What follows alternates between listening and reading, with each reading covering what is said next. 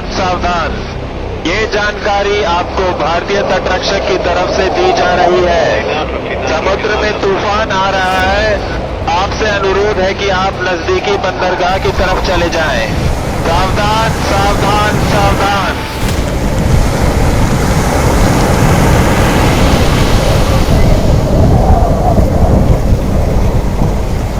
डर तो है, खाने को किसको डर नहीं है, डर तो रहेगा।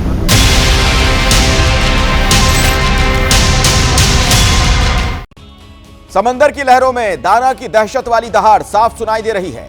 वो तूफान जो अब से सिर्फ कुछ घंटों के बाद ओडिशा के तट से टकराने वाला है। तूफान अभी टकराया नहीं है, लेकिन उसके आने से पहले खौफ के निशान साफ नजर आने लगे हैं। ओडिशा से लेकर कर्नाटक तक कई राज्यों में भारी बारिश हो रही है। ओडिशा में 10 लाख लोगों को सुरक्षित जगहों पर ले जाया गया। दाना जब ओडिशा के तट से टकराएगा तो 120 किलोमीटर प्रति घंटे की रफ्तार से हवाएं चलेंगी।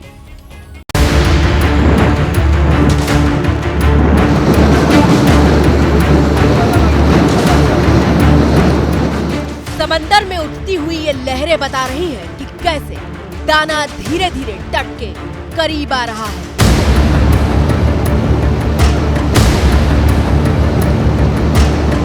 हर बीतते घंटे के साथ दाना के आने की आहट तेज होती जा रही है और समंदर से लेकर आसमान तक खौफ की लकीरें दिखने लगी हैं।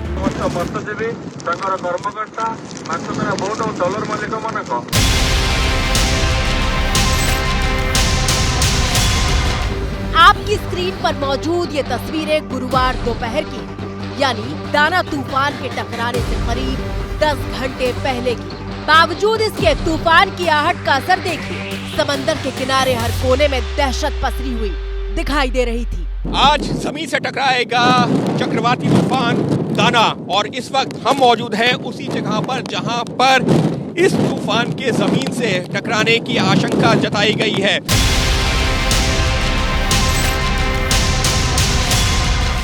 एबीपी न्यूज संवाददाता अंकित गुप्ता ओडिशा के धामरा पोर्ट पर मौजूद है, जहां दाना तूफान के दस्तक देने का अनुमान है। तस्वीरें गुरुवार दोपहर करीब 1 बजे की हैं, लेकिन देख लीजिए हवा की रफ्तार इतनी है कि लाइव देते वक्त अंकित गुप्ता के लिए आंख खोल कर रख पाना भी मुश्किल साबित हो रहा था। हम बात कर रहे हैं धामरा पोर्ट की। ये वो जगह है जहां पर जो मौसम विभाग का अनुमान है इसी से कुछ दूरी पर या तो जो है इसके एक तरफ या दूसरी तरफ इसी का ये जो 40-50 किलोमीटर का रेडियस है इसी के बीच में कहीं पर टकराएगा ये तूफान। जैसे जैसे वो वक्त करीब आ रहा है जब तूफान जमीन से टकराएगा, मौसम भी लगातार खराब हो रहा है, तेज हवाएं चल रही हैं और सिर्फ हवाएं नहीं बल्कि लगातार तेज बारिश भी हो रही है। ये हवाएं इतनी तेज हैं कि एक जगह पर खड़े होना भी मुश्किल हो रहा है। लेकिन अगर हम प्रशासन के इंतजामों की बात करते हैं तो यहाँ पर जो तमाम बस्तियाँ थीं, जो मछुआरों की बस्तियाँ थीं, उनको पूरी तरीके से खाली करवा दिया गया है। और ये देखिए ये एक झोपड़ी इस तरीके से उसका जो ऊपरी हिस्सा है वो उड़ चुका है। दाना के जमीन से टकराने के पहले ही ओडिशा के भद्रक से आई ये तस्वीर देखिए, जहां आसमान ऐसे बरस रहा था मानो बादल फट गया हो।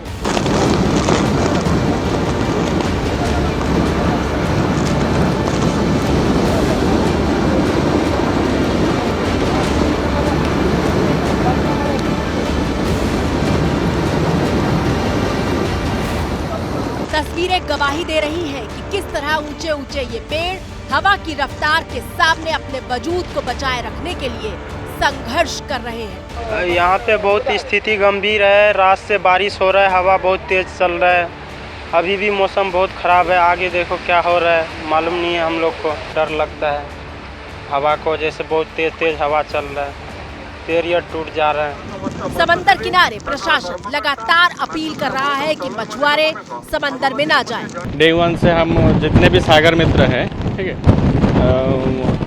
हर एक ऑनर फिशरमैन को कॉल करके समझा रहे हैं आप लोग फिशिंग नहीं जाइए, आपका जो नेट है बोट है उसको अच्छी तरह से बांध के रखिए साइड में। और जितने भी गांव है फिशरमैन विलेज है उसमें जाके हम हर सागर मित्र उनको अवेयरनेस कर रहे हैं फिशिंग नहीं जाने के लिए।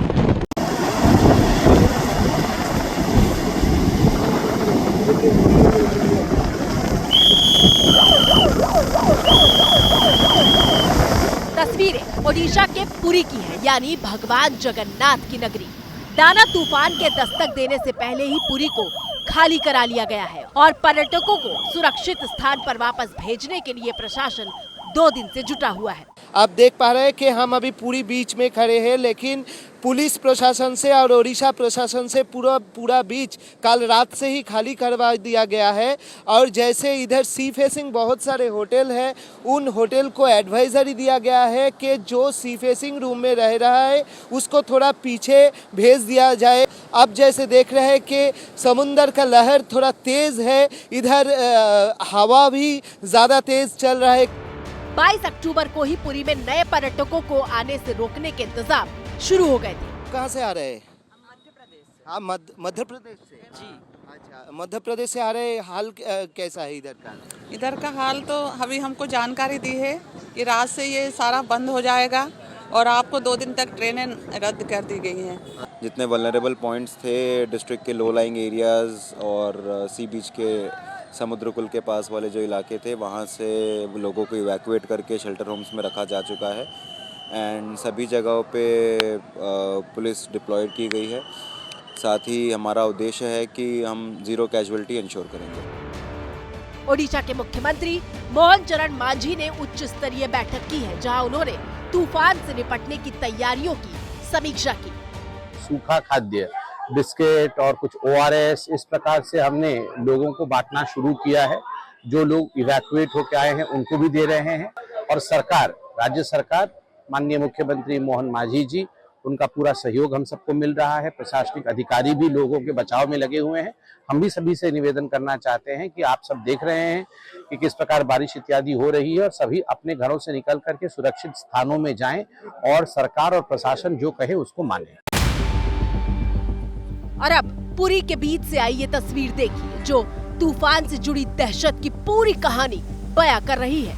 समंदर के बीच पर लाल झंडा लगा हुआ है और इस चेतावनी वाले झंडे के साथ ही रेत पर भगवान जगन्नाथ की प्रतिमा तैयार की गई है, जिसमें आने वाली मुसीबत से बचाने की प्रार्थना की जा रही है।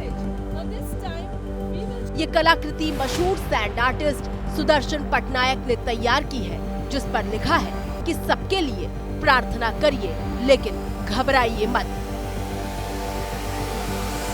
हम लोग यहाँ पर आर्ट के थ्रू ये संदेश देना चाहते हैं और महाप्रभु जगन्नाथ जी को ये प्रे कर रहे हैं कि सब लोग सुरक्षित रहे, कोई भी प्रॉब्लम ना हो। और सबसे बड़ा है कि डोंट पैनिक, स्टे सेफ।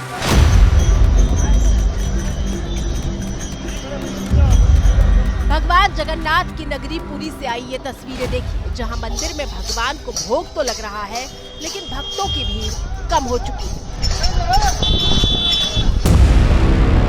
चेतावनी के लिए समंदर के तट पर न सिर्फ लाल झंडे लगाए गए हैं, बल्कि पुरी से करीब 3000 पर्यटकों को वापस भेज दिया गया है।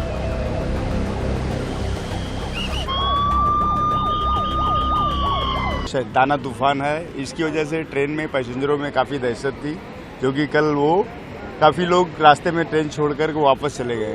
अच्छा। और हम लोग भी आज बहुत दहशत में हैं, लेकिन अब एक एक्साइटेड हो रहे हैं कि आज हमें देखना है पास से।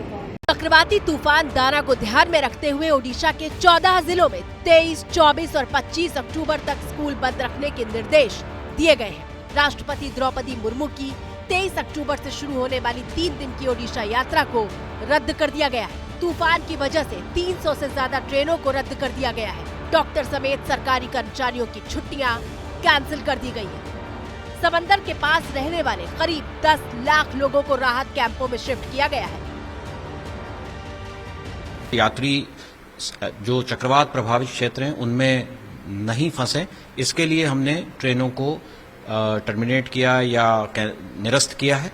वो करीब साउथ ईस्टर्न और ईस्ट कोस्ट रेलवे दोनों को मिलाकर करीब 203 ट्रेनें प्रभावित हुई है। अलावा हमारा जो स्टाफ है, जो कि रिस्टोरेशन के समय में काफ़ी मददगार साबित होता है, उनको हमने स्टेशन किया हुआ है। करीब 300 से अधिक स्टाफ जो है स्टैंड बाई पर हैं। कल रात 12 बजे से तेज हवाओं का अनुमान था, तो हमने ट्रैक की और हमारे जो वाइटल इंस्टॉलेशंस हैं, ब्रिजेस वगैरह हैं, उनकी पेट्रोलिंग शुरू करा दी है।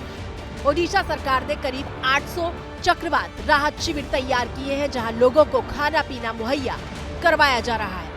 बहुत तूफान है सर, पूरा हम लोग को पूरा रात को सोआ नहीं, पूरा घर पर सब हमारा तूफान में सब वो अभी पेड़ सब गिर गया सर। जैसे जैसे दाना तूफान तट से टकराने के लिए बढ़ रहा था, वैसे वैसे अलग अलग राज्यों में भारी बारिश की खबर भी आने लगी। दरअसल जब दाना तूफान तट से टकराएगा तो न सिर्फ 120 किलोमीटर प्रति घंटे की रफ्तार से हवाएं चलेंगी, बल्कि भारी से बहुत भारी बारिश होगी। अब जैसे जैसे वो वक्त नजदीक आ रहा है, हवाएं काफी तेज हो गई हैं। इस वक्त अंधेरा है तो सिर्फ सुनाई पड़ रही है तो समुद्र की आवाज, उफनते हुए समुद्र की आवाज। और जैसे जैसे तूफान आगे बढ़ेगा, तट की ओर आएगा, ये आवाज और ज्यादा तेज होती जाएगी। इसी वजह से पुलिस प्रशासन, स्थानीय प्रशासन की कोशिश ये है कि समुद्र तट से लोगों को अगर अभी भी कोई है तो उसको हटा दिया जाए। मीडिया से भी लगातार यही कहा जा रहा है कि अब यहाँ पर रहना सुरक्षित नहीं है, क्योंकि अंधेरा हो चुका है। समुद्र की कौन सी लहर कितनी ऊंची उठेगी किसी को अंदाजा नहीं है। हवा की रफ्तार कितनी होगी, हालांकि अनुमान ये है कि करीबन 120 किलोमीटर प्रति घंटे तक की रफ्तार जा सकती है, लेकिन कितनी होगी वो भी कोई सटीक तौर पर नहीं कह सकता। तूफान के टकराने से पहले ही असम, मेघालय, नागालैंड, मणिपुर, मिजोरम, त्रिपुरा, बिहार, झारखंड, कर्नाटक और तमिलनाडु के कई इलाकों में तेज बारिश शुरू हो चुकी है। यह तूफान बंगाल की खाड़ी से होते हुए ओडिशा के तट की तरफ बढ़ रहा है। हम आपको दिखाते हैं कि तूफान कहां से आ रहा है। ये देखिए, इस नक्शे को गौर से देखिएगा।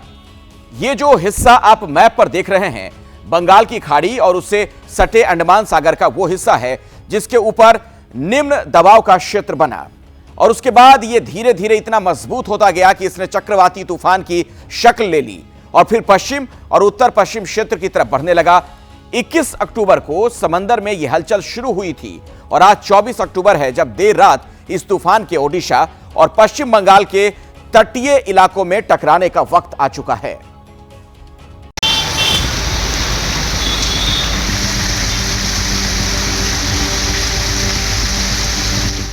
दाना तूफान जमीन से टकराने से कई किलोमीटर दूर है, बावजूद इसके 2 दिन पहले से कर्नाटक के बेंगलुरु में भारी बारिश हो रही है।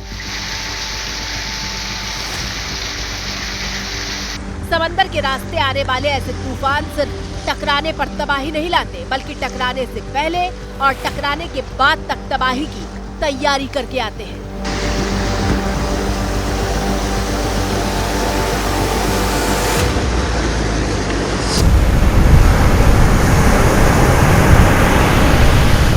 दाना तूफान जब तट से टकराएगा तो समंदर में 2 मीटर से भी ऊंची लहरें उठ सकती हैं, और इसीलिए ओडिशा के साथ साथ पश्चिम बंगाल की सरकार भी अलर्ट मोड पर है।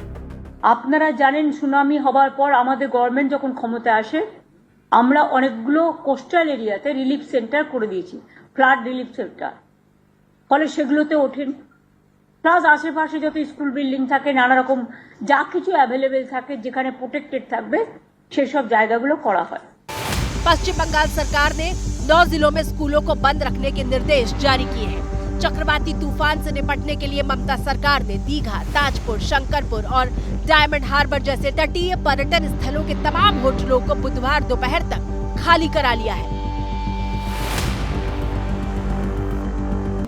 मौसम विभाग के मुताबिक इस चक्रवाती तूफान का असर पश्चिम बंगाल और उड़ीसा के साथ ही झारखंड, छत्तीसगढ़ और आंध्र प्रदेश जैसे राज्यों में भी देखने को मिल सकता है। मौसम विभाग के मुताबिक इन राज्यों में तेज हवाओं के साथ मूसलाधार बारिश हो सकती है और इसी वजह से इन 5 राज्यों में एनडीआरएफ की 56 टीमों को तैनात किया गया है।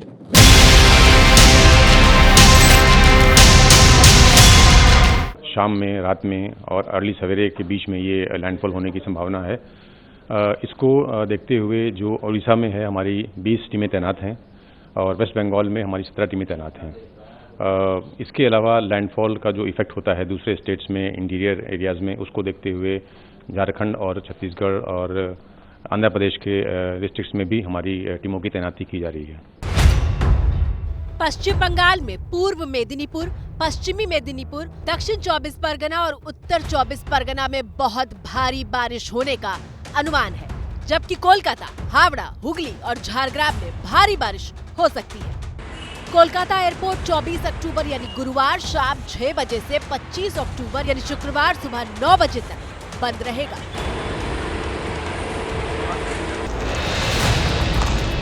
अब समझिए कि जब 120 किलोमीटर प्रति घंटे की रफ्तार से हवा चलेगी तो उसका क्या मतलब होगा।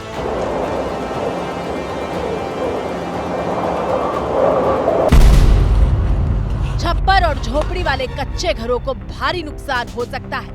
पेड़ उखड़ सकते हैं, बिजली और संचार की लाइनों को नुकसान हो सकता है, बिजली के पोल गिर सकते हैं, बारिश और तेज हवा से खड़ी फसलों को भारी नुकसान हो सकता है।